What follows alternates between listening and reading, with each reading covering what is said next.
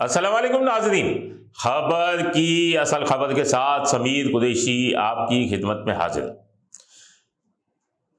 कुछ रोज कबल ही एक आयात की पूरी लिस्ट जो है वो निकाली गई थी, जो कि हर जगह मीडिया में भी चलती रही और हर जगह हर किसी के ज़बान पे तस्करा उसी का था कि कराची के 58 SHO समेत तकरीबन 172 के करीब जो हेड मॉडर दीगर अफसरान हैं उनके खिलाफ जो है ये IRs आई हुई थी, जो कि गुटखा मावा जो पथारे वालों से और ठेले वालों से जो भत्ता लेते हैं और जो मुनशियात की सरपरस्ती करते हैं उनकी ये IR थी, जिस पर एक फैसला हुआ था कि इन सबको हटाया जाए। लेकिन ज़राए ये बताते हैं कि एडिशनल IG कराची की जानिब से मज़ाहमत की गई कि एक बहुत बड़ा सिस्टम हिल जाएगा अगर इन तमाम को हटाया गया। एक यकदम अगर सब हट गए तो एक बेइज्जती वाली बात हो सकती है, तो इसके बाद इन सब की इंक्वायरियाँ शुरू करवा दी गई। IG सिंध गुलाम नबी मेमन जो हैं उन्होंने ये इंक्वायरियाँ शुरू कराई और एक हैरत अंगेज़ बात ये थी कि इस समय पहली बार, वरना तो IG साहब की जितनी भी IRs जो आती हैं IG साहब को जो इंक्वायरी होती थी वो इंस्पेक्टर्स लेवल तक ही होती थी, क्योंकि उससे ऊपर जो है वो शायद कुछ आला अफसरान के जाते हुए पर जलते थे। लेकिन इस बार 9 DSPs थे जिनके खिलाफ जो थे ये संगीन इल्ज़ामात थे और इनके खिलाफ भी जो है इंक्वायरी शुरू कराई गई। 4 DSPs थे, औरंगजेब खटक, जफर इकबाल, आसिफ मुनव्वर और शब्बीर। ये 4 DSPs थे जिनकी इंक्वायरी अच्छी शोहरत के हामिल अफसर तनवीर आलम ओडो जो DIG हैं उनको दी गई और ये इंक्वायरी हुई। और इंक्वायरी होने के बाद इंक्वायरी से कबल जो है ये भी तमाम चीज़ें मीडिया में पब्लिश हो गई कि ये ठेले पथारे गुटखा मुनशियात होटलों से ये भत्ते लेते हैं और इनके खिलाफ ये इल्ज़ामात हैं। ये भी तमाम चीज़ें यानी तजलील होती रही और उसके बाद इंक्वायरी हुई और अच्छी शोहरत के हामिल DIG तनवीर आलम ओडो ने इन चारों को गुज़िश्ता रोज़ क्लीन चिट दे दी। ये बेगुनाह साबित हो गए तमाम इल्ज़ामात से। अभी 5 DSPs की जो इंक्वायरी है वो DIG इन्वेस्टिगेशन है शौकत खतियान उनके पास है और वो इसकी इंक्वायरी जो है अभी कर रहे हैं। उनका शायद रिजल्ट नहीं आया कि उन्हें क्या मिलता है। अब बात इतनी सी है कि इस कराची शहर में स्ट्रीट क्राइम उरूज पर है, चाहे सिंध पुलिस या कराची पुलिस अल्फाजों के गोरख धंधे में हमें उलझा दे।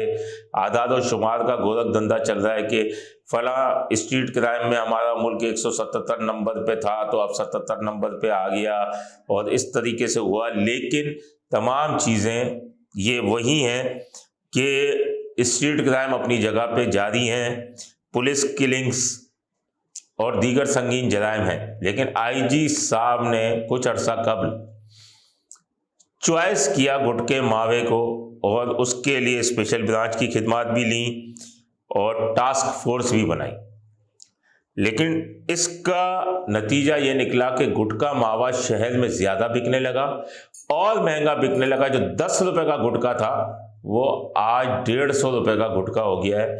और ये गुटका मावा जो है ये अगर IR पढ़ें आप, ये IR देख लें आपके सामने, तो ऐसा लगता है कि आपकी टास्क फोर्स भी बिल्कुल बेकार हो गई, स्पेशल ब्रांच भी बिल्कुल नाअहल हो गई और गुटका मावा तमाम चीज़ें अपनी जगह पे उरूज पर है जो ये IR आपकी बता रही है। ये फहरिस्त ही देख लें तो गुटका मावा का धंधा जो है उरूज पर नज़र आता है, जिसमें गुटका फरोशों की डिटेल, उनके फ़रोख्त करने के मुकामात और तमाम चीज़ें तफसील के साथ हैं। और आज भी आप चले जाएं वहाँ पर गुटखा फ़रोख्त हो रहा है। ऐसे इल्ज़ामात भी नज़र आए हैं इन DSPs के साथ और यहाँ पर SHOs के साथ, जैसे ज़ाती रंजिश हो। ज़ाती रंजिश से हट के अब पुलिस का महकमा है, ज़ाती रंजिशें होती हैं, तो ये तमाम चीज़ें बिल्कुल मीडिया पर वायरल हो गई, सोशल मीडिया पर वायरल हो गई। अब ज़ाती जो रंजिश है, अब ये है या नहीं है इसका तो नहीं पता, लेकिन ये तमाम चीज़ें वायरल हुई। एक जानिब तो आईजी साहब की नापसंदीदा शख्सियात की लिस्ट में ये डीएसपीज भी शामिल हो गए, एसएचओज भी शामिल हो गए। दूसरी जगह डीआईजीज और एसएसपीज, उनको अच्छी कारकर्दगी पर एसएचओज को इनामात देते नजर आ रहे। तो अब नाअहली किसकी है ये समझ में नहीं आ रही, या एसएचओ की नाअहली है या जो रिपोर्ट बनाने वाले हैं उनकी नाअहली है, कि समझ में नहीं आ रही। पहले तो बी कंपनी भेज दिया जाता था, जो ताकतवर थे वो ओढ़न-छू हो गए, जो ताकतवर नहीं थे, कमज़ोर थे, वो आज भी बी कंपनी का हिस्सा है। आईजी साहब, आपके 2 महीने रह गए। मैं बार बार ये कहता हूं कि आपके 2 महीने रह गए। स्ट्रीट क्राइम पर कोई तवज्जो नहीं, संगीन जराइम पर कोई तवज्जो नहीं। बात सिर्फ इतनी है कि आपने इन सब की तजलील कर दी। एक बार रिपोर्ट आने के बाद इनकी इंक्वायरियां बिठा दी, मीडिया पे वायरल हो गया, सब कुछ हो गया। वजह क्या है? ये क्लीन चिट मिल गई। अब जिन्होंने इनके खिलाफ जो आईआरस निकाली थी, उनके खिलाफ कार्रवाई कौन करेगा?